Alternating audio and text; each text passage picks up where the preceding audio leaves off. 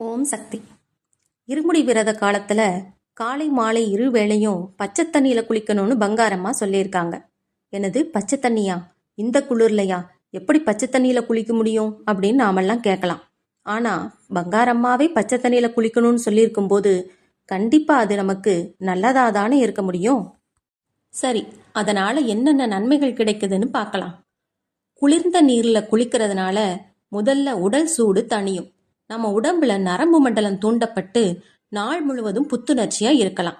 நம்ம உடம்புல எல்லா ஹார்மோன்களையும் அது சரியான அளவுல சுரக்க வைக்கும். அதனால உடல் இயக்கம் நல்லா இருக்கும். முக்கியமா ஸ்ட்ரெஸ் ஹார்மோன் சுரப்பை குறைக்கும். அதனால நம்ம மகிழ்ச்சியா இருக்கலாம். மனநோயாளிகள் பச்சை தண்ணியில குளிக்கிறதுனால மன அழுத்தம் குறையுதுன்னு டாக்டர்ஸை சொல்லியிருக்காங்க. நுரையீரலை நல்லா இயங்க வைக்கும்.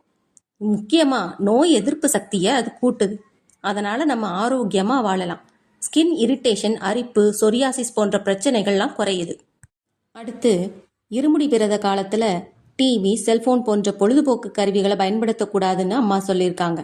அதுலேயும் செல்போன் பார்க்காதன்னு குழந்தைகள்ல இருந்து பெரியவங்க வரைக்கும் யார் போனாலும் அம்மா சொல்லியிருக்காங்க. செல்போன் பத்தி அம்மா என்ன சொல்லியிருக்காங்கன்னா, செல் அதிகம் பயன்படுத்தினா உடம்புல உள்ள செல்கள்லாம் அழியும்.